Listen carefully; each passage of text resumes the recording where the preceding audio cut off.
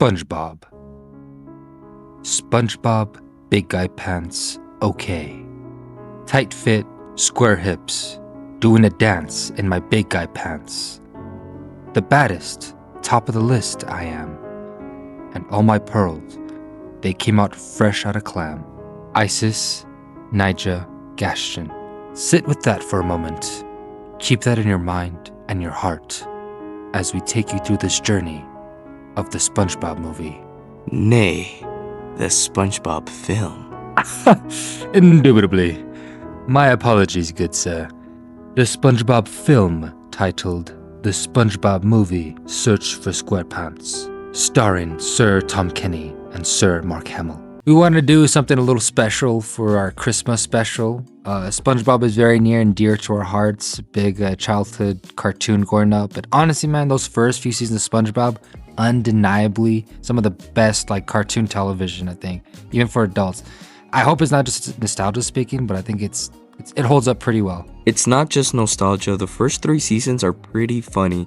I watch it as a comfort show here and there, and I'm laughing my ass off. I think the first 3 seasons are comedy gold. I know after a while the show kind of fell off, but then I heard that it had like a little resurgence actually in its quality. I don't know how it's doing now, right? I haven't been watching it since I was a kid, but I wanted to see if they still had that funny it factor from all those years ago. And I don't know if it's because there's half a brain cell between the two of us, but we were laughing our ass off during this movie.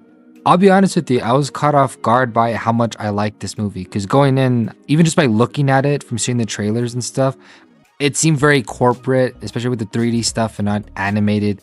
I just kind of wasn't digging everything I was seeing from the trailers. That terrible Ice Spice inclusion song didn't help at all. But actually watching it, I was very pleasantly surprised. I feel the same way. When I saw the trailers, I was like, man, they're like butchering the franchise.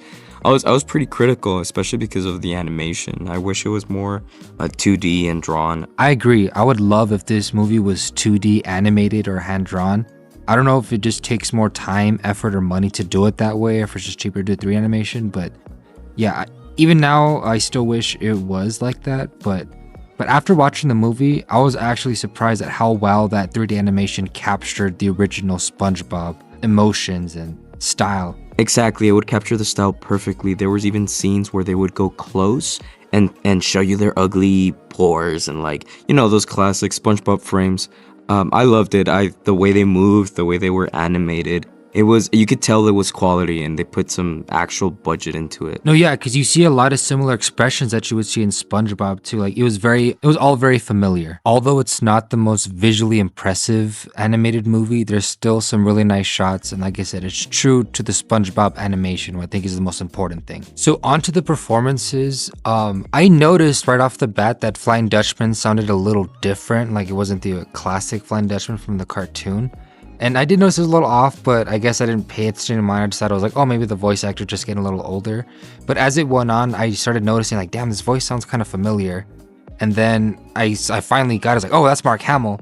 And once I noticed it was Mark Hamill, there were some lines that I noticed were very jokery or very Mark Hamill-y. And I wouldn't say necessarily him. I feel like the direction of the voice could have been better. I feel like they could have like, Mark, that's a little more jokery. Maybe try going a little more Flying Dutchman on this one. Because there were some lines where it was hard to tell it was him, and it sounded very Flying Dutchman, but there were some lines that sounded a little more on the Joker side. But other than that, I thought all the vocal performances were great. I still wish we got a little more Squidward, though. He was like barely in the movie.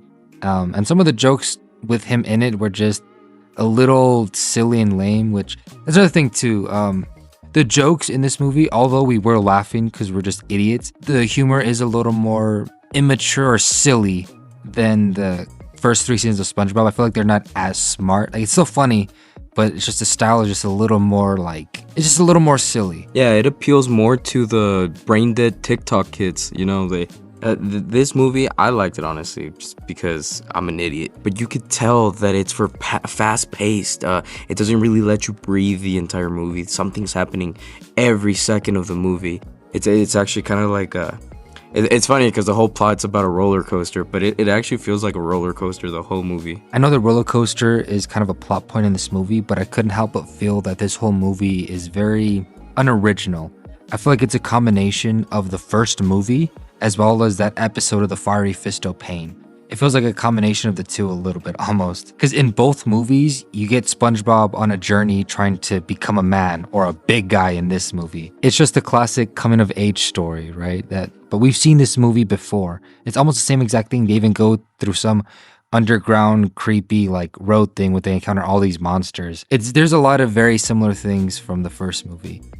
Now that we're men. Which that song was some heat, man. The first SpongeBob movie had some fire ass songs. This movie just had that fucking dog shit Ice Spice song. Which, by the way, yeah, that song is bad. I know it's all over TikTok and all that stuff, but that song is just bad. It's trash. It's lazy. Like the lyrics are just repetitive. I don't know. Let's be honest. The best part about Ice Spice's music is how bad she is. It has nothing to do with her music. All right, so now on to our final scores. The SpongeBob movie, Search for SquarePants, was surprisingly enjoyable. I found myself laughing a lot. Granted, the humor is very immature and stupid, but maybe that's just a reflection of me. I have a very dumb sense of humor, so I had a good time with it. But I think if you bring the kids and bring the family or whatever, I think you'll still enjoy it.